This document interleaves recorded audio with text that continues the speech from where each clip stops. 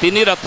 तालध्वज दर्पदलन नंदीघोष सते अबा समुद्र रे ये तीनोटी पोत तीनोटी डंगा अपेक्षा करी रही थेला काहाको अपेक्षा करी रही थेला से कालिया कला ठाकुर को कहीं अपेक्षा करी रही थेला ना आज वर्ष को थरुटीए ये डंगा को परिपूर्ण करिवे ये डंगार अधीश्वर देवता आहा सुंदर भाव में नील लोहित कृष्ण लोहित पीत लोहित ये तीन रंगर वस्त्र रे आवृत होइथिबा ये रथत्रय आमे सुंदर भाव में यदि विचार करिबा जड़े जदि गाड़ी गोटे किणे से वर्ष को थरुटीए गाड़ी परिवर्तन करे ना नुआ गाड़ी गोटे किणिले गाड़ी 5 वर्ष 10 वर्ष आम चढ़ा मोटरसाइकेल गोटे हो कार गोटे हो कौन सी जान हो एक स्थान अन्य स्थान को यातायात करने आम 5-10 वर्ष हुए तो परिवर्तन करी पुणी नुआ गाड़ी चढ़ती ये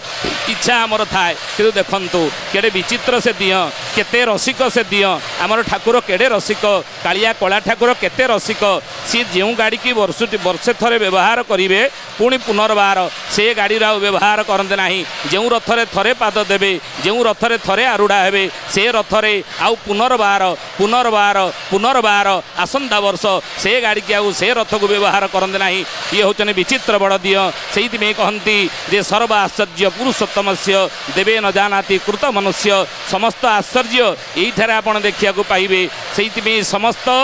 आश्चर्य ऊपर ये हूँ आश्चर्य देवता माने जानते ना किमिति मनुष्य जानिबे मम माँ या दूरत्वया अर्जुन को कौन कहले आहा इंद्र उपरे थाई वृष्टि करुचन हे मणिमा इंद्र डाकुचनी मणिमा ब्रह्मा डाकुचनी गुहारी शुणिबा हे मणिमा आपण को द्वापर जुगरे मु क्रोधित होइथिली मु रागी थिली मु क्रोधित होइथिली काहेकि ना जेते बेले आपण मोर पूजा छाड़ी गोपी गोपाल मानंको पूजा करने कहले गोवर्धन पूजा कर गोवर्धन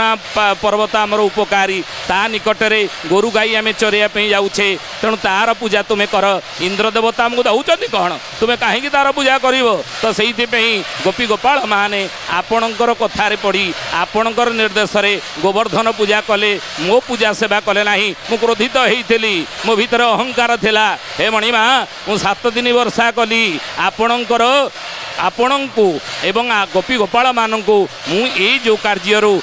तार परिणाम कौन से मु 7 दिन वर्षा कली आवर्तक संवर्तक दृढ़ पुष्कर 4 मेघ को एकाठी करी आपण को शास्ति देवाई गोपी गोपाल मान को दंड देवाई ये कार्य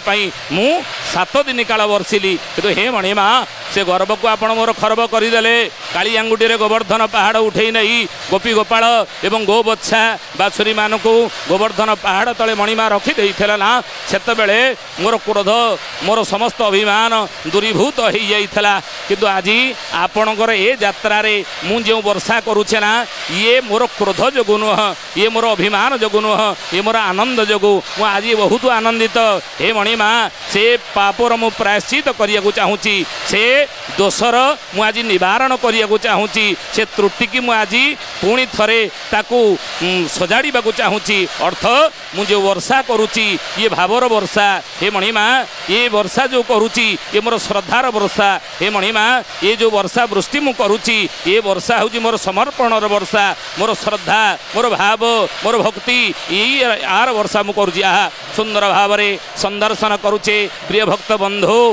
नामेव केवलम पड़ऊ नास्तेव नास्तेव गतिरन्यथा चैतन्य महाप्रभु कौन वार्ता दे गले कलिहत मानव मानक हे कलिहत मानव माने ए संसार सागर रही विषया संसार जंजाल तू रही तेल लुण भितर स्त्री पिला छुआ सहित संसार जीवन अतिवाहित करने समय रे गोटे मार्ग भगवत पथर पथिक हो पारू ये जीवनर मुक्ति मोक्ष पद तू लाभ करूँ से होचनी कौन ना से होचनी कीर्तन से होचनी कीर्तन हरेर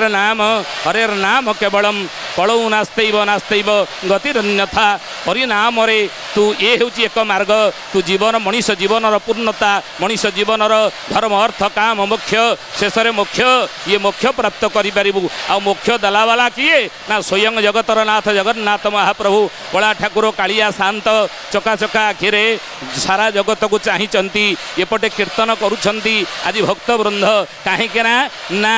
कृष्ण नाम हरि नाम ये हूँ केवल एवं ए संसार सागर उद्धार पाइबापी से